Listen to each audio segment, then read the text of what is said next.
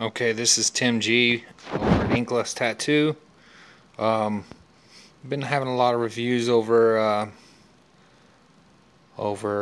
coil machines versus rotary machines. I've been given a few rotary machines, and I have, of course, my coil machines that I use, that I've been using on a daily basis. I just got two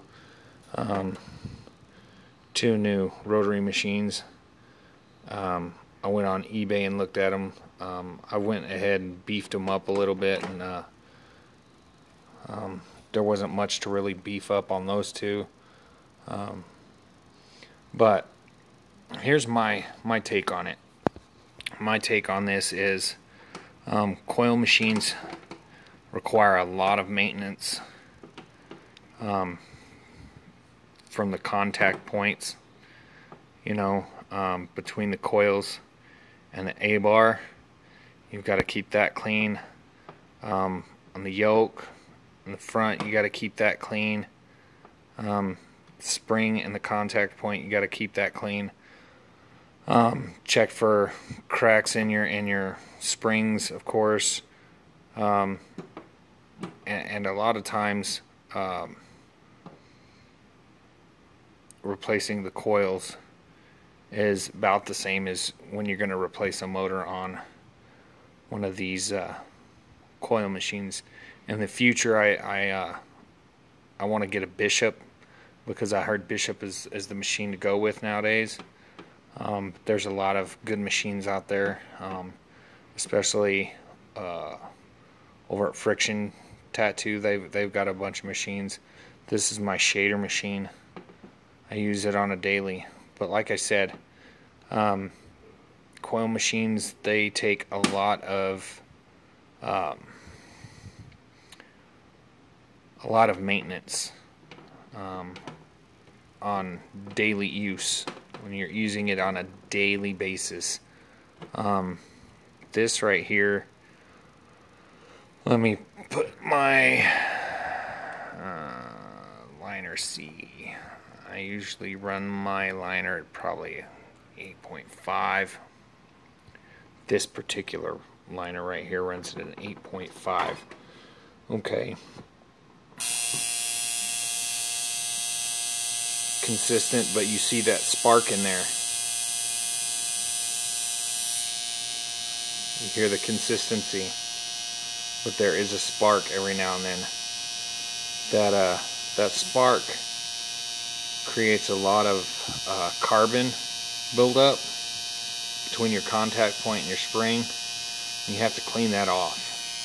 Okay, I'm running at, the duty is at 50%, which is right on for this machine. The amp's 43. The speed, as you can tell, look, it goes from 17 to 16. There's an inconsistency there, it's so minute that you can't really tell in line work, unless the person's just not really doing their line work right. Now I'm going to come over here and connect to my shader. I run my shader at 9 per Brandon Bond. See, and that's another thing. You drop that machine now, I've got to see if it's still in tune. Okay, Brandon Bond says run it at 9. Running it at 9, consistent. The duty's at 46, which is pretty optimal. The speed is 116.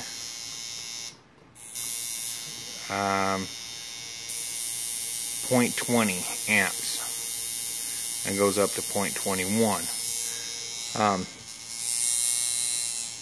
As you can see, if I grip it, it bogs down a little bit. I don't really grip my machines really that tight.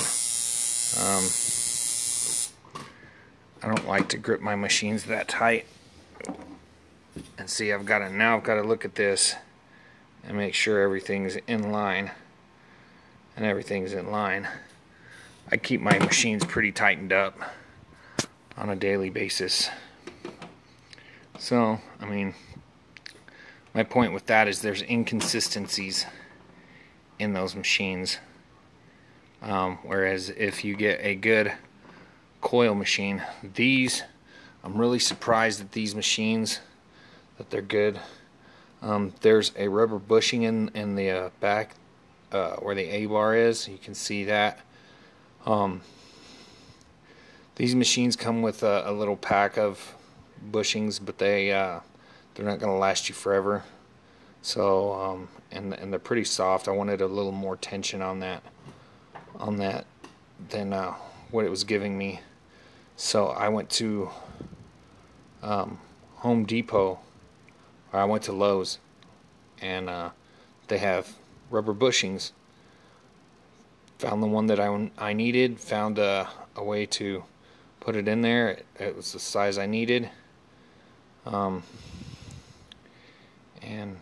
packed it in there. Of course, the tube vise, I prefer, on certain machines to use a tube vise that's meant for the machine, but this one got lost, so a little improvising, and tapped a new thread pattern in there, and then put me a thumb screw in there, and just to let you see the consistency on this machine, I'm going to turn it down to where I run it as at a 6, and of course your duty is going to be 99 because it's a rotary. Really nice, really consistent, as you can see.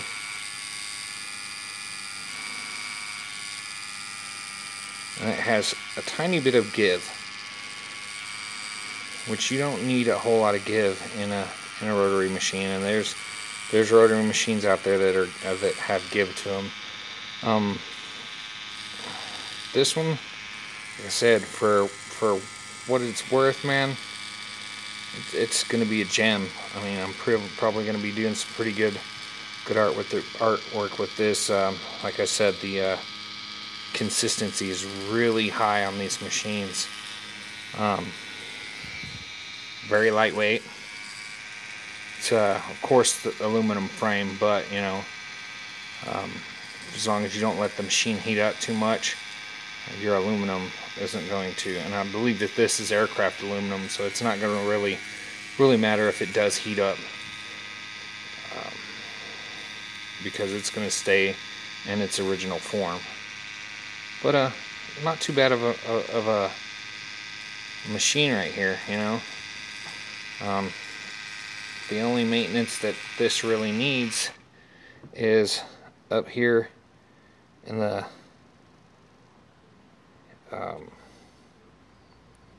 where the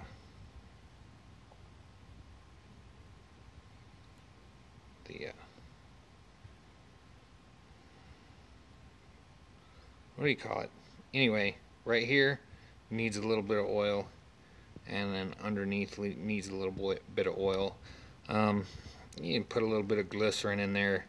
There's no plastic in here for it to mess up any swelling or any cracking of plastic, so there's no plastic in that. These bearings are good bearings. As you can see, it's real consistent. And these machines have been used before I used them. Okay, and then I have I guess it'd be a knockoff of a stealth rotary, because as you can see, it does not have the stealth emblem on the tube vise screw, but I've done some modifications to it. I use the rubber band so it'll start at a 6. Starts at a 6. Very consistent.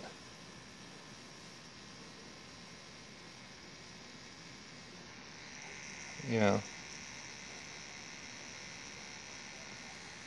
I usually run this a little higher because I use that for my lining. I usually use that, of course, at a 7,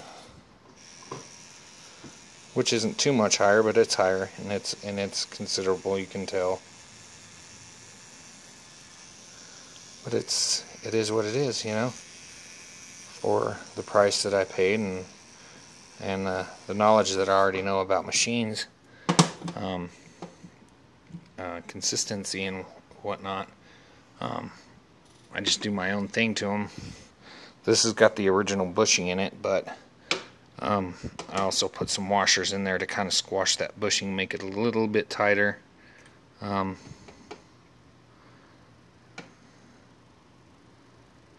little bit tighter to where it has the give to it, but it still has some stiffness, because I believe that's what that bushing is for the give. It also allows this back little piece to be able to move side to side,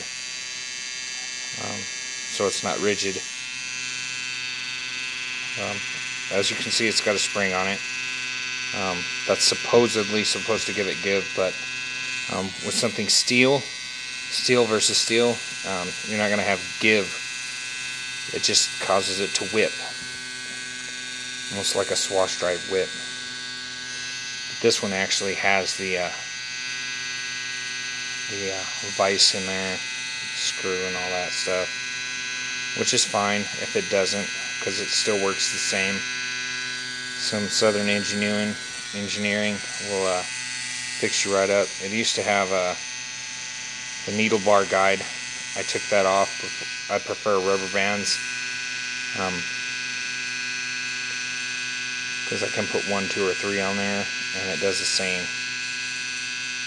Real consistent, a little bit loud, but I mean, coil machine's gonna buzz too. You know, coil machine's gonna be pretty loud. So, like I said, the give is always in the artist's touch. So basically, what you're going to do is you're going to feather in with a rotary, and with a coil, you can set it to where it's not damaging the skin as much.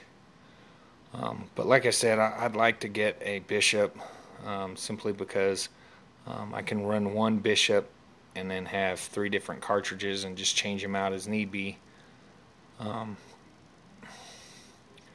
But this is Tim Godwin over at Inkless Tattoo.